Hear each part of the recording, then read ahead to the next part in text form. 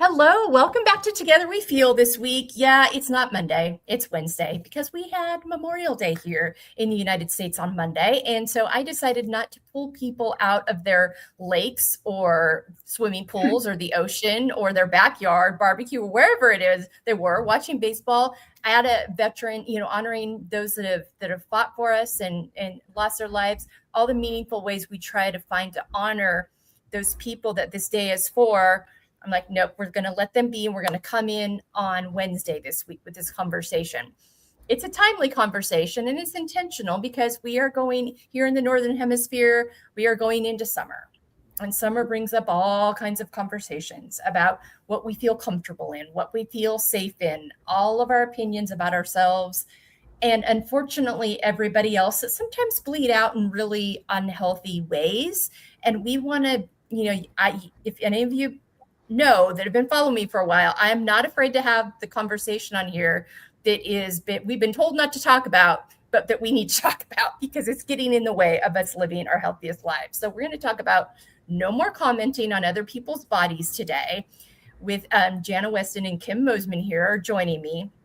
They've got their own backgrounds and experiences in this arena, but I think it's really important that we have the baseline understanding of what is kind, what is empathetic, and that starts with ourselves. Because so many times when these comments come from people about other people's bodies, it's really coming from the source of their own, not a healthy connection with their own body. Or sometimes some people, they just aren't self-aware. Not everybody's body works the same. It's this assumption that we have, if you just do this and you just do that, then you will look a certain way is not true. We're all built differently. We're all wired differently. Our bodies process things differently.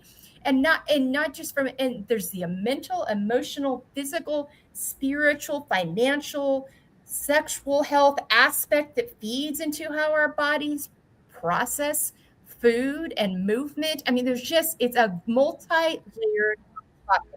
So I wanted to it's not the first time I've had a discussion like this on my platform, but it's been a while. I'm like, you know what? It's right after Memorial Day. It's time to have this conversation again. So Jana and Kim, welcome. I'm so glad to have you here. I appreciate you guys taking the time to do this with me. Kim has been on with me multiple times. Jana is a new friend that I've met in the last year here in Fresno. She's got her own podcast. She's going to be on a podcast with me. And she's got her own journey with this, as does Kim. And if it's your first time, you're going to get to learn more from them, and their resources will be here in the show notes. You can also find their resources on our website from their times that they've visited with me on the podcast. And we'll talk about that more at the end. But to get this thing started, like I said, I think this is such an important conversation. I grew up in an environment surrounded by people that felt like it was okay to comment on other people's bodies all the time in really inappropriate ways. And just being totally honest, I'm like, that was kind of perplexing to me because these people weren't appearing on the front of anybody's Sports Illustrated magazine anytime soon.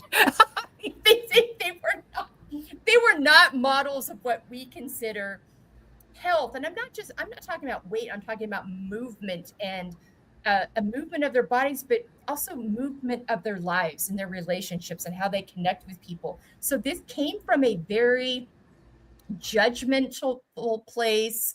And I was just surrounded by it. And I was just amazed by, why do you think it's okay to do that? What is happening here? And I just was, and just the comments they would even make to me as I was growing up and to others in the family. And even as I got older, I remember when I turned 40 and one of these family members, I hadn't seen them in been a while. I don't live near where I grew up anymore. And they're like, oh, wow, well, you look good for your age. I'm like, 40? What does that mean? And I had a younger brother that had a heyday with that. He said, "Whoa, you look good for you." I mean, because I was just like, that was awfully audacious coming from you or anybody. And it was just so off-putting that we have this idea of what ages look like or what sizes look like. Because when we talk about commenting on people's bodies, the first thing we think of is weight, whether it's we comment on people's size being what we or others think is too big or too small. But there's so many other factors into it too. There's the age piece. There's the what we wear clothing wise piece. There is the size of your eyes, your nose, your mouth, the pigment of your skin, your hair. There's just so many things that go into it. And every time I hear somebody comment on somebody else's body, I just have always been like, why do we think this is okay? But I also, we can't control what other people do. And so within that, what I've learned is like, if you have a healthy relationship with yourself and with your body, and that she's for you, not against you, and that you see her as working on your behalf, with all the challenges that can come with that, because nobody's body is perfect. We all have bumps in the road that we hit. Then that really kind of overrides or minimizes the impact of these others' comments. And also, I will tell you, it's perfectly okay for you to say, I appreciate that that's your opinion, and also please don't comment on my body or anybody else's. I just don't think that is a very kind thing to do. I have done that before on behalf of other people, because the mama bear in me came out. It happened with one of my daughter's friends one time, and I couldn't stand it. I just was like, you have any idea the impact that has on somebody? And so this is a hot topic conversation, of course. So I'm going to start with Jana. She's new here on our platform, not new to me, but I want to give you a chance to share why, when I reached out to you, why you wanted to be part of this conversation. Yeah, thank you so much for having me. I wanted to be part of this conversation because I think as a dietitian, there's a lens through the professional aspect that I can share, and also personal experience with this.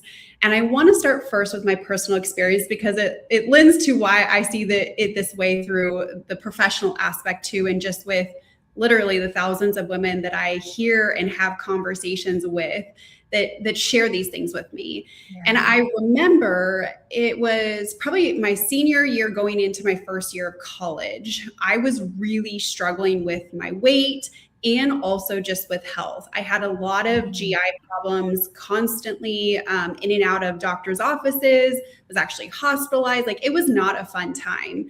Yeah. And with that, I stopped eating. So anything that I was eating was just upsetting my stomach. And so I started restricting. I was barely eating 500 calories a day and was miserable, but I was losing weight. And everyone was like, oh my gosh, what are you doing? You look great. Like, tell me, what diet are you doing? And that was the moment where I thought, this is so fucked up. Like, this is messed up to a T, because I, the person, was feeling horrible. I was at my worst level of health, if you will, but everyone was applauding me because I was losing weight and they wanted to know what I was doing. And that just started to really mess me up just internally, because I was someone that had struggled with my weight my entire, like, I went on my first diet around 11, Weight Watchers. And then I was senior in high school going into college. So huge transition, huge, like, I don't know what's happening with my body, all these things.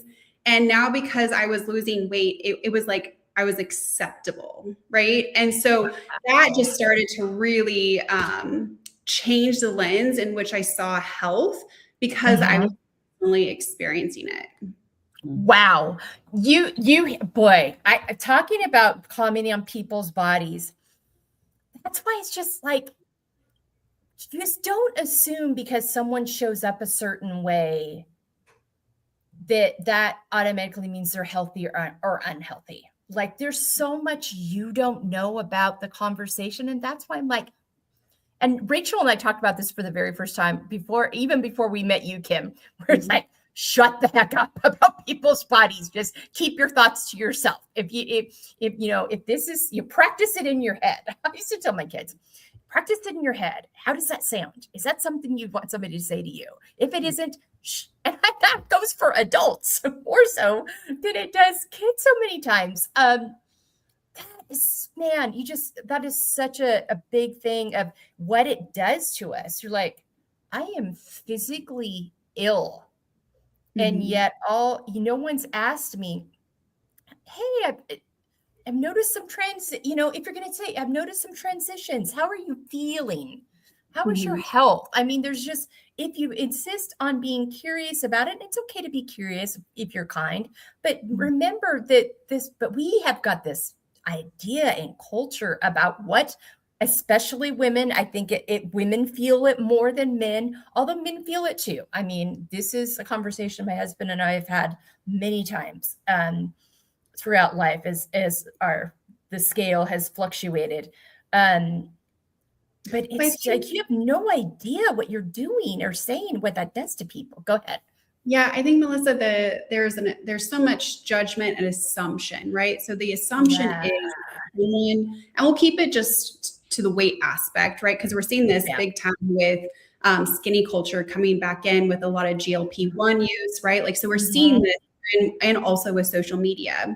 So there's an assumption that if someone is losing weight or if they're thin, that everything in their life is going well, right? And then there's another assumption that if you are a little bit heavier or you don't fit the societal protocol of what a woman should look like, then you must not have things under control and something's wrong with you. So there's big societal assumptions that we have when we look at a woman, and again, strictly focused in on her weight without that curiosity of saying like, hey, how are you really doing, right? Like, because that weight has very little to do with someone's health. I see this all the time as a dietitian. I work with individuals struggling with their weight on both sides, right? Like, so let's just use the clinical terms of obesity, but also I work with individuals that, have a diagnosis of anorexia. Each individual is struggling, right? So we have to take that equation and just focus in on the person and their health, which again has very little to do with a number on the scale when we're really looking at its true definition. Yeah. We're going to come back to that number on a scale piece. Thank you, though, for letting us know why you wanted to be here. And Kim, and we'll be back to you. There's so many more questions I have. Kim, tell me why you wanted to be here. I think this has been my focus and my drive for 15 years. I opened the gym because, for those of you who don't know me, I owned a small boutique gym, and I opened it just because I caught the fitness bug. I finally felt really great about myself after having kids and feeling that middle-aged mom frumpiness, and I just didn't love myself. And I started a new exercise program, and I started focusing on whole foods and doing good things for me. And I caught the bug. And so, I became a personal trainer, and I became a nutrition coach. And unlike Jana, who can work with people in a clinical environment, I was just an accountability person. They received their walking orders from their doctor or their dietitian. And then I was the friend who, they could come and talk to, and, hey, I did this today. But in the gym environment, it was so hard for me because I, as their coach and as their instructor, could see these wonderful things happening to them, right? I could see their bodies changing. I could see their strength improving. I could see that my patients who were on lots of meds are all of a sudden getting woozy out there because now they've hit like week 3 or week 4 of really taking care of themselves, and they needed to go in and see their doctor and maybe have their dosages changed a little bit. I mean, I saw the good things, but my clients and my gym members did not see the good things because they're so focused on what the end goal is, right? And the end goal is, I don't know, my prom dress or my wedding dress or that size or, what they weighed when, they were 10. I don't know, but it was always, Jana said, it was just so messed up. Because these people are finally doing things that are so good for them, and yet they still weren't enough. And they weren't enough partially because of what society tells them, but also what they had learned simply by watching their moms or their aunts or their sisters, and this expectation they had from themselves that they weren't enough. And, Mm. the gym years were great years, and I feel like I became a really strong coach. But then I closed the gym about the same time I went through menopause, and my body went bonkers. And here I am, the woman with knowledge, the woman with an understanding, the woman who had been everybody else's cheerleader. And I was spiraling out of control in my own weight gain, in my own frustration with myself. And Mm. through it all, I'd have people who were naturally small in the gym, standing in front of a mirror going, "Oh my gosh, I'm so fat. Oh my gosh, I ate pizza this weekend." Ugh. And I had to gently pull them aside, like you said, and be like, "Okay, I want you to look at you and how beautiful you are." And yet there's a woman across the room who weighs 2 times what you do, and she hates herself already. And here she is watching her ideal person think that they're not enough. It's just Mm. sick of, I mean, like, focus on yourself, love yourself first, and quit Yeah. talking about other people. Yeah. And also, but just, combating this garbage that we hear that we've been got to start getting inundated with when we're very young girls. I mean, Yeah. we start seeing it on the magazine covers, and now there's the whole social media piece of it. But the conversations, I think, really, start at home when you're young about how you're talked to about food, how you Mhm. see people connect with food and relate to food, how you understand food serves your body. And sometimes when you don't have a relationship with it that's healthy, or a food that doesn't agree with you back. I mean, I have friends that have Hashimoto's and different things where they have to be really mindful and kind of relearn their connection with that.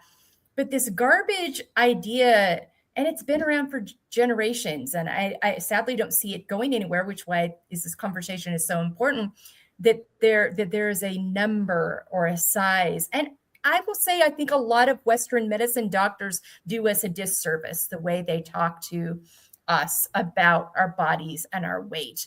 And it's necessary for them to have a relationship with somebody like Jana and be like, okay, we're going to help you, you know, connect with your relationship with food in a healthy way. We're going to help you move your body in a healthy way. With Kim, you were doing the same thing. We're going to talk about these things, what it works for you, the uniqueness and specialness of your body. But it's that value piece. I mean, I started hearing my sophomore year in high school when I was, full-fledged in puberty and all that. I was a track runner and soccer player and all that in high school. And my dad started telling me that my butt was getting too big. And coming from my dad, I'm 16 years old. Well, your butt's getting too big. You're not. And I'm like, actually, a sprinter's supposed to have a big butt, but that's whatever. Big, whatever big is. I mean, I look back at my butt at that tiny little age, my 100, I was just like, not an ounce of, I'm just like, I can't believe I was so hard on her. And also I can't, because of what I was hearing. I wasn't surrounded by women who had a good relationship with their bodies or food. I was surrounded by women who used food as an emotional thing to deal with, but then would do these binge diets. And diet pills were a big thing in the 80s. That was starting to be a big thing. Like, I knew so many girls in my high school that were this big around taking diet pills, which was just speed, essentially. I mean, it was just awful. I mean, really, really awful. So this is something I've watched my whole life. And I think, and we all have. And so, Jana, when someone walks in your office and you know from your own experience already, all that we bring in, we finally, you're like, I've got to get some help. I've got to get some direction. Where do you start with them? Great question. So I usually try to explore the intentionality of what is prompting them to, because typically most individuals are referred for weight loss. Okay. So it's exploring what is prompting this desire to lose weight. So I really want to understand what's behind that. And most of us are not asked that, right? Like, it's just like, oh, well, there's like this assumption that, oh, of course you want to lose weight. It's kind of like a woman experience, especially, at the first of the year, getting ready for a vacation, a wedding, a summer, right? Like, it's like no one kind of questions that. But when we go and dive a little bit deeper and start to understand like what's the intention behind it, we get a completely new story. And that's where I really like to start, because like Kim said, a lot of women, the intention behind weight loss is, I just want to feel enough. Like, I want to feel like I'm a good mom. I want to feel like I'm a good wife. I want to feel like I'm a good employee. I want to feel good enough. And also, like, usually, and generationally, we look at this too, of what do you need? Like, what have you not been expressing that you really need? Like, do you need a break? Do you need a vacation? Do you need to not be, in mom mode and just like chill the F out, right? Like, what do you need? And so a lot of women, particularly, I would say between like 45 and 65, start exploring what their needs actually look like. So it's been acceptable to say, I need to lose weight, right? Like, that's actually really acceptable to say. It's not acceptable to say, that's a boundary that you crossed, and I'm no longer, like, that's not acceptable to me that you are crossing that boundary, right? Like, so again, it's where does the conversation go? So usually when we start exploring that, it allows for, in my opinion, a much more rich conversation to really understand, like, and this is my big thing, like, how can I best support the individual so they feel healthy, confident, and strong? Like, and that is very different for each person. But when we understand what's behind that, it allows us to then, go into goal setting or really see like what they need in that moment.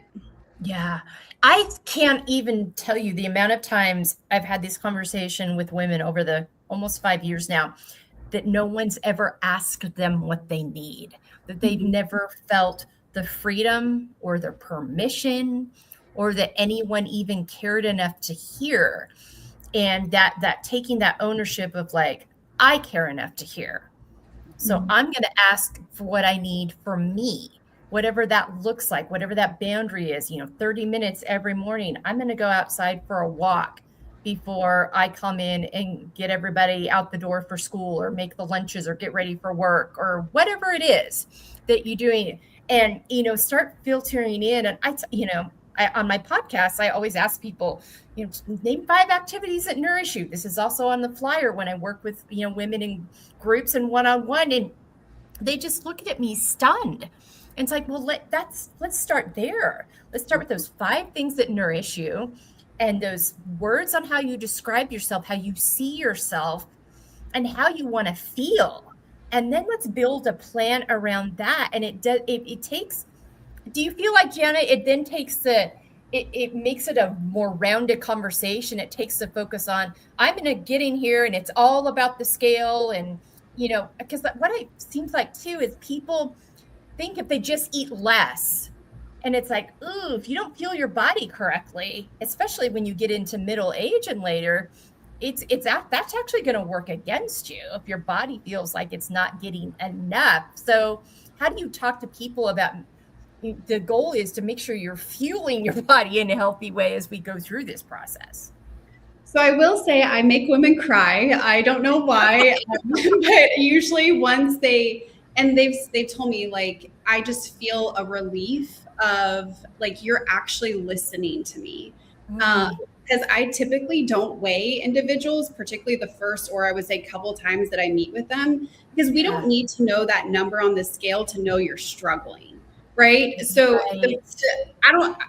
clinically, that's not relevant to me at this point in time.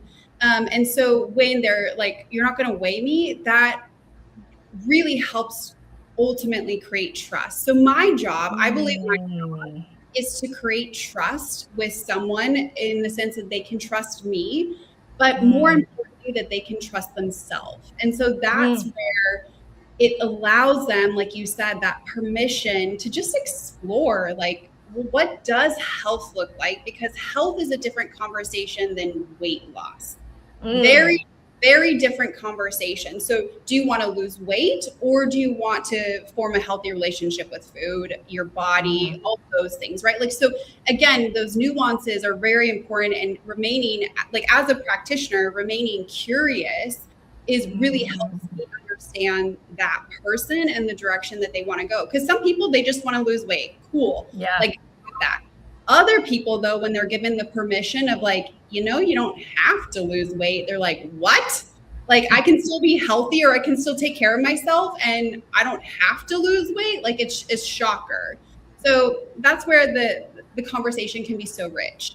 Yeah, I love that healthy piece. It's like, we're not going to talk about how the number on the scale. We're going to talk about you being healthy, and whatever that looks like is whatever that looks like. But what does healthy feel like to you? How do you want? I mean, I think that's just, I love that you bring that in, and that safety. I tell you, we will not see intentional, meaningful moves or shifts in how we feel about ourselves and our health if we don't feel safe. If our nervous system doesn't feel safe, if we don't know that we can trust ourselves and have someone there to remind us of that and guide us through that. So, Kim, go back to you. Knowing what you know now versus what you knew then, what have you learned in this journey as you transitioned out of the gym with all these tools, but then you had to go through your journey of reconnecting with yourself? You've written a couple of books that helped you to do that. Talk about how you have gotten to where you are today, where you really are in this peaceful, settled space in this season you're in. I mean, not that life doesn't have its stuff. You've got a lot going on, but talk to me about that. Really, I wrote about it in my book, and this practice of wells and betters that you and I have talked about a million times before, right? Yep. I used wells and betters when I owned restaurants, right? We'd go through a lunch rush and we'd sit with our employees and what went well and what can we do better tomorrow? And I carried that mindset into my gym. So when I had the client who was frustrated, or I'd only bring the scale out once a week, right? So I wouldn't let people kill themselves in a workout and then step on the scale. Yes. Kimmy's wells and betters right here. I've got it. I tried to get people to focus on, let me back up. We're never going to look in a mirror and love ourselves 100%. There's always going to be something that we see that we know we either need to work on or that we can change. I mean, for me, I always love to change my hair color because I'm going gray faster and faster by the minute, right? But the things I want to work on, right? I want to work on my muscle tone because I'm getting older, and I know the importance of that. And you can see that in the mirror. You can see the lack of work, and you can also see the proof of work. So as I've grown older, and as I've worked through this myself, and as I've come to a place in my life where I believe that I am a daughter of God and He loves me no matter what, and therefore I should love myself, right? I'm going to gain weight. I'm going to lose weight. I'm going to fall into lazy periods, and I'm going to fall into active periods. But I have to love her all the time. And so I still, every morning when I get up and I first look, there she is, and it's like, what do I love about her? And that was something that I learned very quickly in the gym. I had a question on my entry form that said, name 3 things you love about yourself. And it was always the question that was left blank. Always. And it breaks my heart that someone can't look at themselves and at least say, I love my haircut. I mean, like they're not looking at themselves with love. And I think that's where all this comes from. You pointed right back to, why do we talk poorly about other people? It's because we can't see the good in ourselves. It's because we're not talking good to ourselves. We don't have that practice. And so I look, and 3 things. What do I love about myself today? And what are 3 things I'm going to work on today? And it's not always what I can see. Sometimes it's my water was lacking yesterday, so I'm going to really be intentional about how much water I'm drinking. Or, I can't remember if I ate anything that grew on a tree yesterday. So I'm going to focus on my fruits and vegetables today. Whatever the case may be, but in being intentional with myself, I'm able to walk out into the world, and I'm able to see you and say, oh my gosh, that dress looks great on you today. And it has nothing at all to do with the fact that maybe I noticed that you've lost some weight or you've been working out and but the dress looks great on you because you're carrying it and you look confident and you're beautiful. And so I not only tell myself, but I tell you. And if you walk by me and I don't say something, I'm just distracted because I'm trying to be very intentional with telling people the good things that I see. And it has nothing to do with, oh my gosh, you look great. Are you on some special diet? Because that makes me crazy. Makes me crazy. I went from being a woman who felt terrible about myself in my 40s and losing a lot of weight. And people thought they had the right to say, oh my gosh, are you okay? Well, yes, I'm okay. I'm working very hard every day. I'm being very intentional, and it's none of your business. This is none of your business. Just talk to me as a person. So, that's what this whole thing has taught me. It's taught me that if I love myself, then I can love you. And in a world that is trying so hard to love itself through the GLP-1s, I have some people that I love very much that have found finally a break in life, through using a GLP-1. But as you begin to feel good about yourself, you have to remember to share it forward, right? Just because now you're not feeling self-conscious about yourself doesn't mean that you can suddenly put that on someone else because it was done to you, right? Let's learn from how good it feels to be healthy, to feel healthy, to feel confident, and just move it forward. Yeah. And I think too, an important part of this conversation is, what is your why behind it? For me, my why behind, I lift 3 to 4 times a week. I move my body intentionally every day. Sometimes it's, a more of an aggressive HIIT kind of workout. Sometimes it's Pilates. Sometimes it's yoga and stretching and a meaningful walk with my husband. I mean, it has different looks, but my why, I want to be strong. Right. I want to be able to carry my grandkids around someday. I want to be able to, I don't want to just live. I want to live well. I want to be present. I want to be able to go on that hike in Sequoia National Park with my kids and not be behind. I mean, so my motivation is the quality of life. I don't want to just be alive. I want to live vibrantly and well and be present and enjoy that and not be held back. It's not about the size of my clothes. It's not about the number on the scale. And I had to break up with that reality because I spent many, many years, I could eat anything I wanted to and I would not gain a pound. That I had a racing metabolism. I was a runner through college and I just didn't have to think about it until I did, until that changed. And then, it was just a wake up call as my body started shifting. I was like, I learned that she needed different things and I was going through these phases. And also I realized what an unhealthy relationship I had with food and weight. I started hearing, like I said, I started hearing at 16 years old from my dad that my butt was too big. And so I had this relationship with food that I felt like I ate too much. I needed to go work out more. So much so that I gave myself an injury by my freshman year of college where I'd blown up all the tendons in my foot from all of the secret nighttime runs I did in my bedroom after I thought I ate too much.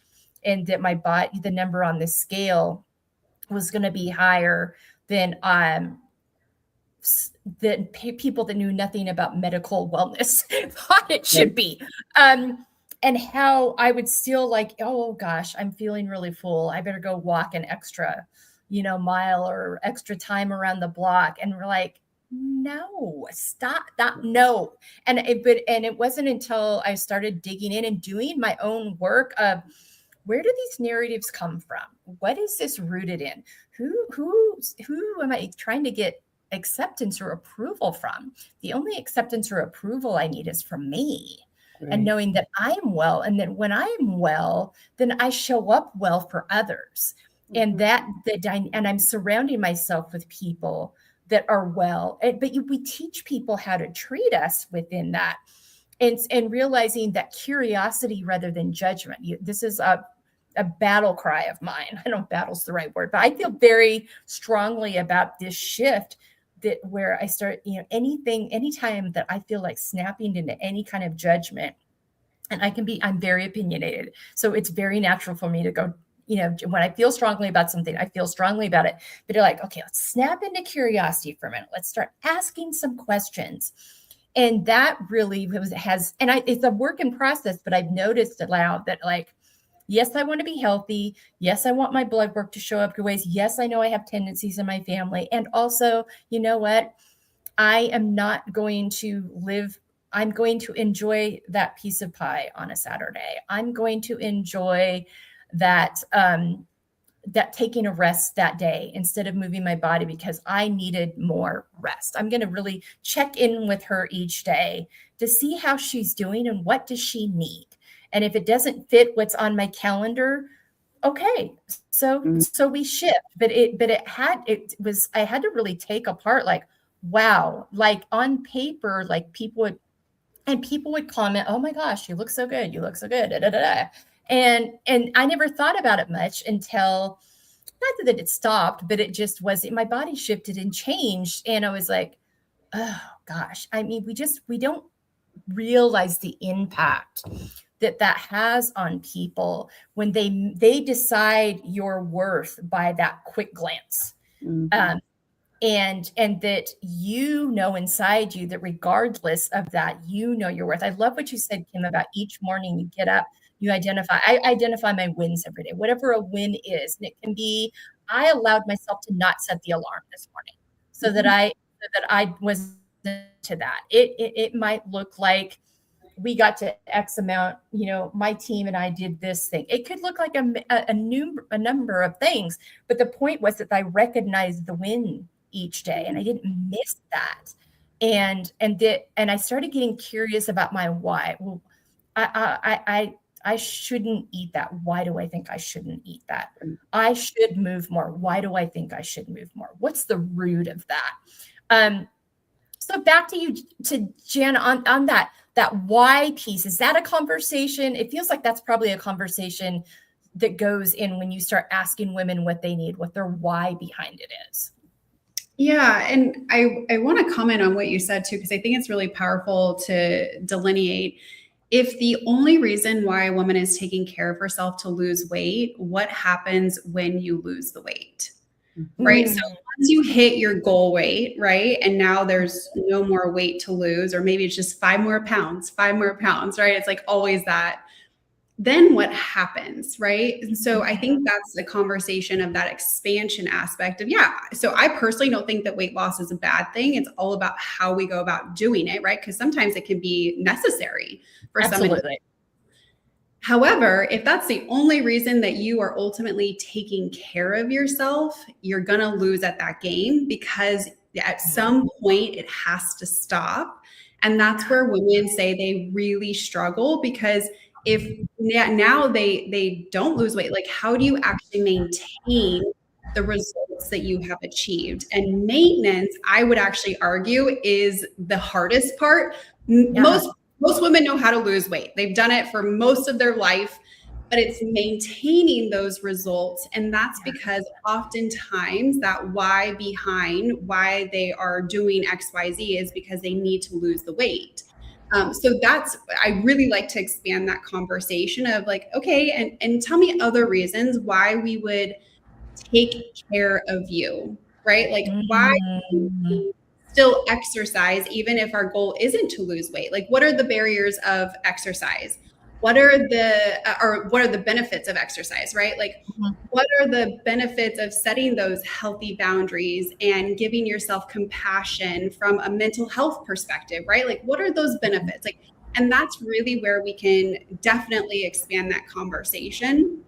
The other thing I wanted to say is that when we're looking at your health, it's not at the expense. So we're looking at like the realms of well-being, right? Like you started out with like, okay, we have the physical health, which we typically talk about, but your physical health, ideally speaking, we don't want that to be at the expense of your emotional health or your financial health, or right, like all these other things. And a lot of times people are spending so much money on their health that's not necessary, or are, in the name of health, they are now becoming more anxious and more depressed and more isolated because they have to follow this plan, right? Like that's not the goal of health. That's not the goal of nutrition.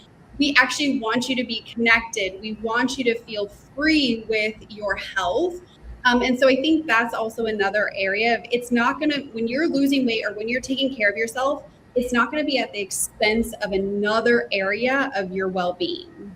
I love that you brought that up, because I think there's a lot of apps out there now, and there's all these things you can measure your macros and all the, and all these things.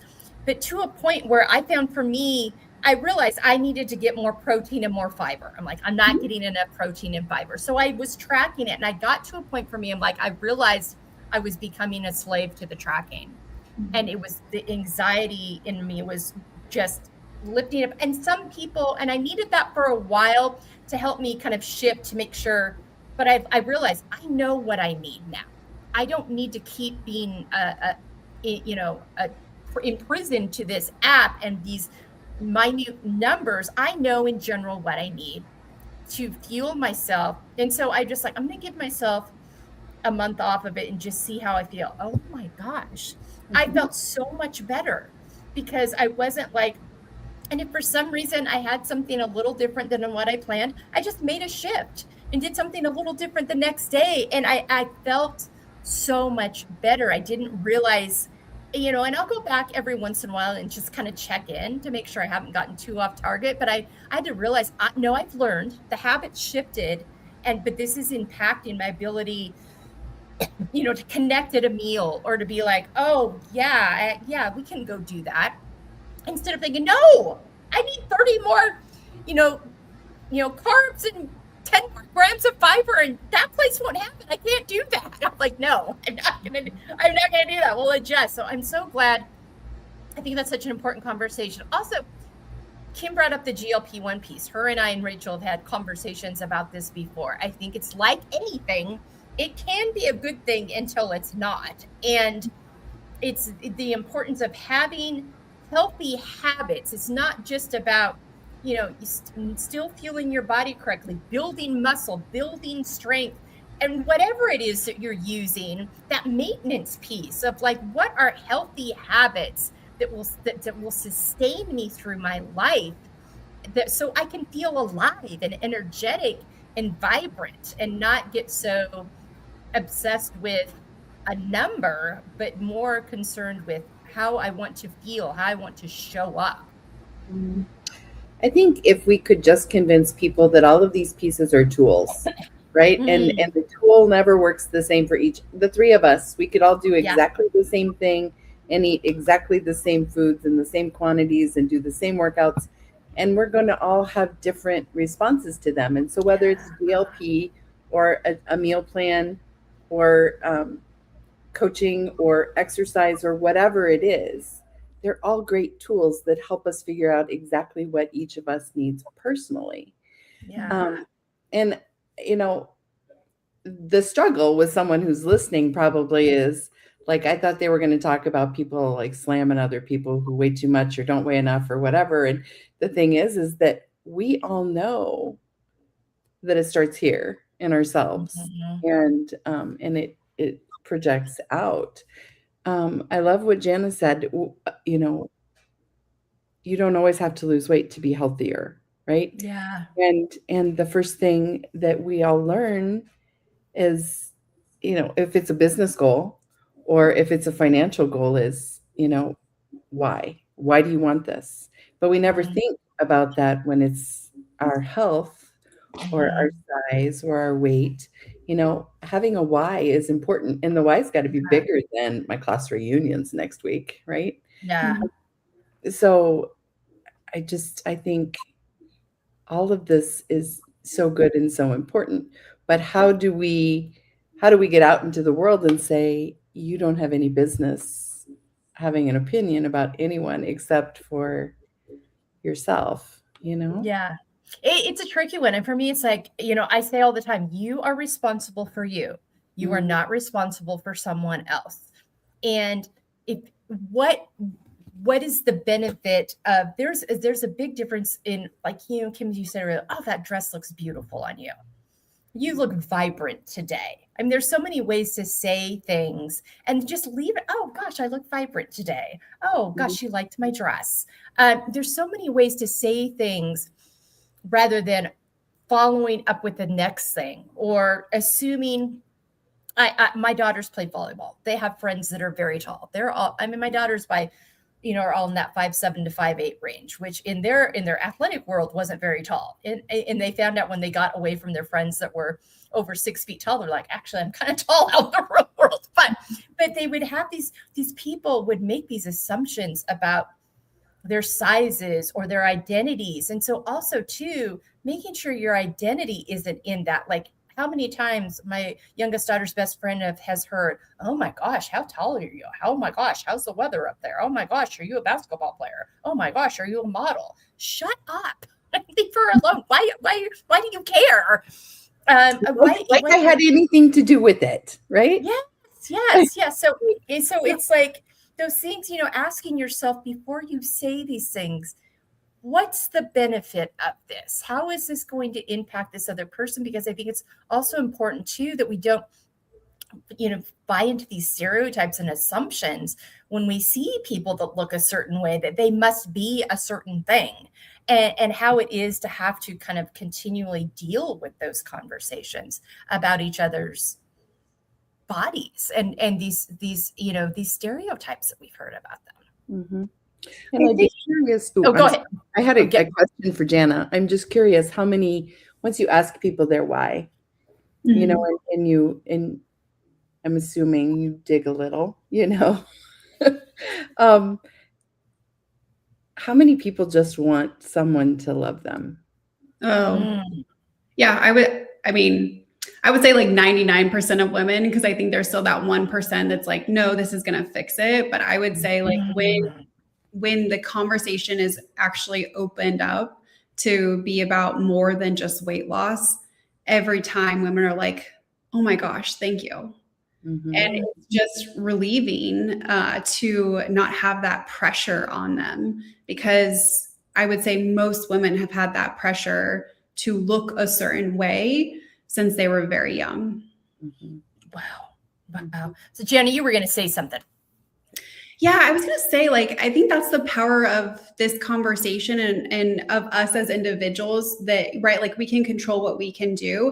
And I think there's little moments that like open that door. For example, like when an individual is referred from a doctor and their doctor said, well, you need to lose weight because it's going to fix everything. And they come in and I ask, like, what brings you in today? And I've had so many individuals say, well, can't you see me? I'm fat. So many individuals. And I said, I do see you, but I don't know why you're here. Can you tell me more about that? They're so shocked that I do not, go into that conversation. And then also I've made a personal commitment that I don't comment on women's bodies. One, just because of my own experience with it, right? Like I have no freaking clue what's going on in their world unless I start having a conversation with them. And two, when you say that, you should see the look on people's faces, particularly women, of like, no one knows what to do, right? In the sense of like, I'll just very plainly, very calmly say, I don't comment on women's bodies. And it really does. I mean, it's a little awkward at first, but it allows maybe some other people to consider their conversation too. Mm-hmm. And I think that's where we have the power of, well, what direction do we want this, conversation to be going in, and or what conversation do you allow yourself to continue to be in? Because I know just women I work with, like, I'm not going that direction. Like I that is just such a, it's an off-putting and such a judgmental tone that really disconnects us. And frankly, a lot of women do that to other women. And I think we can start with us as women, have like, hey, if you don't like that, then you can start changing that. And so I want to just encourage other women listening in to, like, it starts with you, right? Like it always starts with us as individuals. And so we can start that so that you and other women aren't constantly being judged or compared to that standard that none of us are ever going to achieve. Yeah. Absolutely. So good. Oh my gosh. There's so many we could talk about this for hours. Well, I want to give you each a chance to ask each other. I know, Kimmy, you've asked a question already. Gianna, do you have any questions for Kim? Yeah, well, Kim, I would love to know like that enoughness piece. I see that so much, and it's interesting, right? Like, because I'm such a neutral party half the time, right? Like, in that I just want to understand, right? And everyone has different opinions, but I'm seeing this big time with perimenopause and menopause. I'm absolutely loving the conversation around women's health, and that we're actually doing research on women's health and getting women into the gym and, talking about what it looks like. And has been your experience, particularly for like perimenopause and menopause? Like, do you feel like that conversation is really helping, or do you feel like we're going into a lens of like still not enough because you have to do all these things, particularly now that there's hormone shifts? Or like, tell me more about your like experience with that. I think there's still a struggle. I don't think there'll ever be enough. Mhm. I think it's like affirmations. Okay. It's easy to put a little sticky note on the mirror. I mean, it's a great start for some people and it works for some people, but I am enough up there, and just look in the mirror and say it 10 times. But you have to get it into your heart and you have to believe it. And sometimes I think it takes more than the things we're talking about. It's developing a spiritual practice, or a journaling practice, or sometimes even just reading other people's work, or finding a coach or a dietitian or a mentor, someone to help you explore the good that's inside. Because most of the time, when a woman gets to the backside of menopause and her body has just flat out betrayed her, and I've watched it time and time again. I have the same habits. I eat the same foods, and things are just not the same. I don't have that drop 5 pounds trick that I used to have anymore. And I also have to honor my body enough that I'm not going to put it through what it could do when I was 20. I have different issues. So for me, it came through a spiritual lens. I had to come to the point where I realized that I am who I was created to be. And I'm no less worthy because I'm a size 14 or a size 22 or whatever it is than I was when I was a size 8. Our worth doesn't come from what we look like, and it doesn't come from what other people tell us. It comes from what's inside and from the relationship you have with yourself. And I think we need to be talking about it again and again and again. And those are the things we need to be saying to people. Not, oh my gosh, you look great today, but I love what you wrote, or I love the way you you light up a room. I mean, because those are things that come from the inside. Those are the things that we should be valuing. And I'm sure, I know and Melissa, I know when someone finally discovers that they love themselves, and when they see that nugget of good in them, everything changes and they want more of it. It's like when the woman finally finds the diet that makes all of her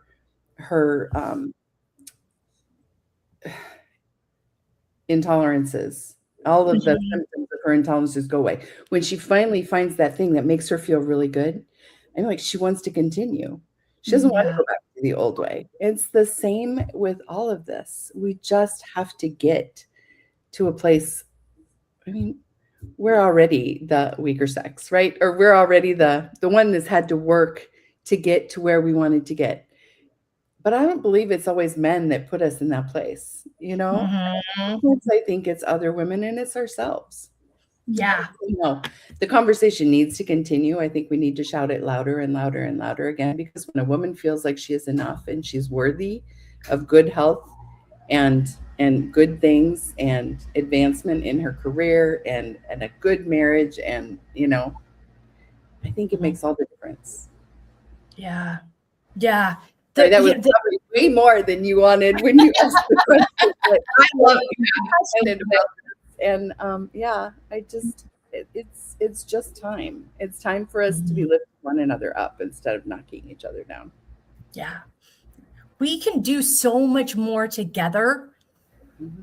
And there's so much power when women come together as a group and see each other's value and understand that we all have something unique and special that we bring to the table, and that our value doesn't ebb and flow by the grayness of our hair or the size of our pants or the wrinkles on our skin or whatever that thing is.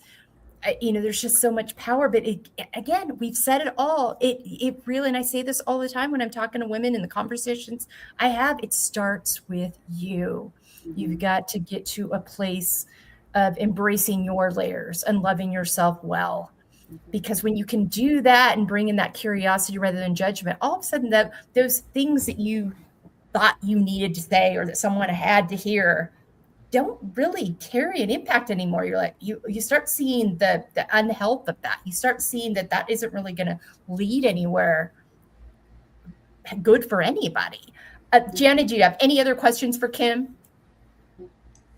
I just have a comment. I love that you brought up the spiritual wellness aspect, because when we're talking about body image or women's bodies, it's not a physical attainment, it's a spiritual attainment. And we can't keep saying, oh, like change your diet and get into the gym and then expect someone to feel better about their body, because it is a spiritual act. So I'm so glad that you shared that. Yeah. Yeah. And it's just that, and you said it earlier, Jan, I think it's so important, is like, what happens after you lose the weight? How do you feel about you then? I mean, what is this? What is the point of getting here? And that's why I always go back to women and say, how do you want to feel the next 6 months? What are the activities that nourish you? These are the things that make a life. And yes, there are things sometimes we have to do to make adjustments to make sure that we are healthy. Absolutely true. And also, it can't be the whole definition of our value and identity. When we do that and thinking about the impact of our words, if you're thinking about, say, asking someone a seemingly awkward question or making a comment about their body or appearance in any way, what's that rooted from? Get curious about that. Don't beat up on yourself or what's wrong with me? Just get curious. Go back like, what brought that up in me? What is it in me? Where did this trace? And grab a journal. Kim's got a great one. Start asking yourself questions. Take you back to that point where who modeled that for you? What is the benefit or not of that? Because so many times we've just seen things and we've heard things and we realize that's just a thought or something that was modeled to me. It doesn't make it true. Doesn't make it healthy. Doesn't make it correct. Is there something I need to unlearn here and relearn a healthier way that's a more connective way? And not a disconnected way. And that starts with that connection with ourselves. Kim, did you have any other questions for Jana? No, I'm just so excited for you. Women, I wish more women would seek out the help of a good dietitian, of any dietitian. But I mean, someone who looks deep inside and just doesn't give them a prescription. I feel like if people could link arms with someone who taught them how to empower themselves in the health arena, there's nothing better. There's no better gift that they can give themselves. So I love the conversation, and thank you. Okay. All right. And ladies, before we wrap this up today, any last thoughts? Jana, we'll start with you that you want to share with our listeners. So yes, I do. I have so many thoughts in this arena, but I know we're closing out. One thing that I want to leave individuals with is, are you being your own bully? And that goes into, so a lot of women that I work with, I like to think of it, if we're working on that body image aspect of, would you share that with your granddaughter, right? So, or your daughter, right? Like, what you share with yourself, would you share that with someone that you love? And usually, again, 9 times out of 10, it's just a moment for tears, because we can realize how hard and frankly that bully we are to ourselves that is not helping us whatsoever.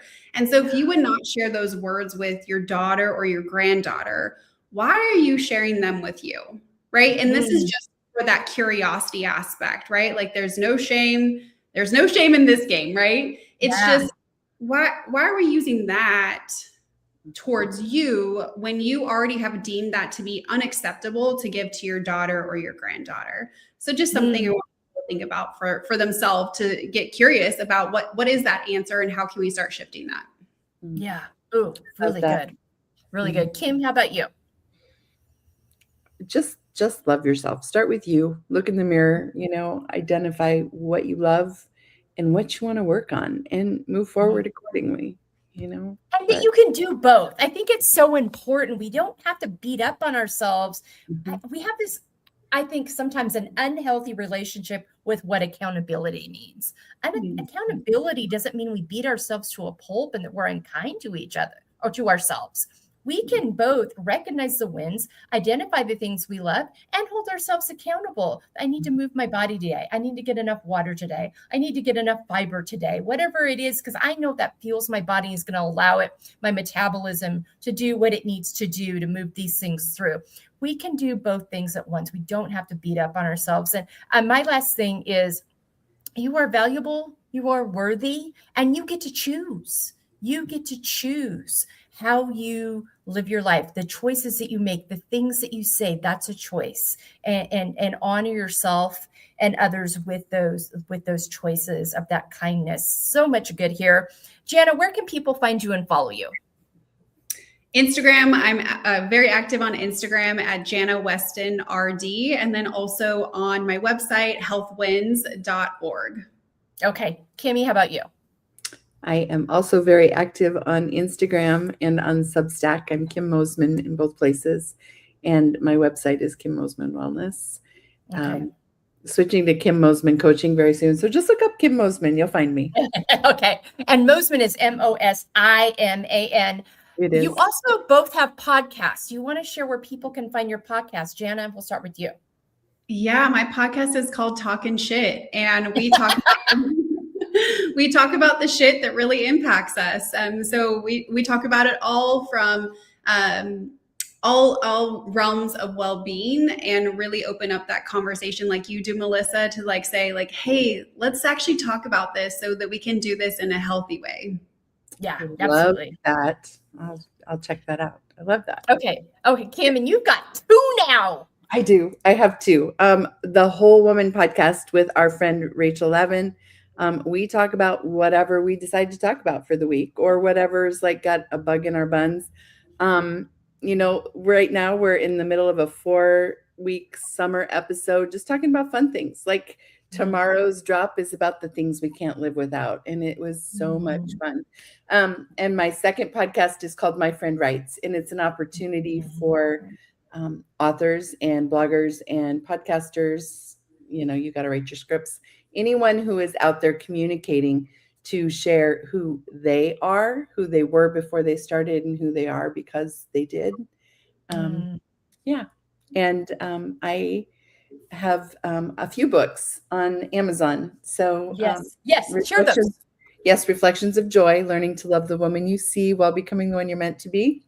That one's over on my bookshelf. Yep. My owner's manual is a companion journal with a lot of the ideas that I share in Reflections of Joy. And then I have some writing tools and workbooks. So yeah. And check out the blogs too. Kim's got great blogs on her website too, from a variety of people and women. Thank you so much for how you both show up in the world. I'm so lucky to know you. And I think about this platform and the time I've spent and the women that I continually get to meet and connect with. It just affirms my belief and hope in what we can do when we come together and we have these conversations and we support each other in it, and we each bring our unique lens to the table and offer that up, because you never know which person is going to connect with us. And so all of these resources, all of these voices are necessary. And when you find another one, pull up a chair and make room at the table. I cannot emphasize the importance of that enough. Thanks so much for being with me today, ladies. I appreciate you both so much. And all of you listeners out there, remember that it starts with you. So get curious, starts with you, be kind to you, take good care of yourselves. We'll be back next week with a Come As You Are panel. We haven't had a Come As You Are in a few weeks. We're back to Come As You Are. Last time we had a Come As You Are, my microphone wouldn't work and Aaron Copeland had to facilitate the conversation. So that was a whole adventure, but we figured it out. We showed up, we figured it out anyway. So hopefully I won't have those issues next week, but we'll be back with Come As You Are next week on Monday. Thanks so much for being with us. Take good care. Together we feel, and together we do this together in a healthy way. Remember that. Take good care. Be kind to yourselves, and we'll see you next time here on the Together We Feel panel show.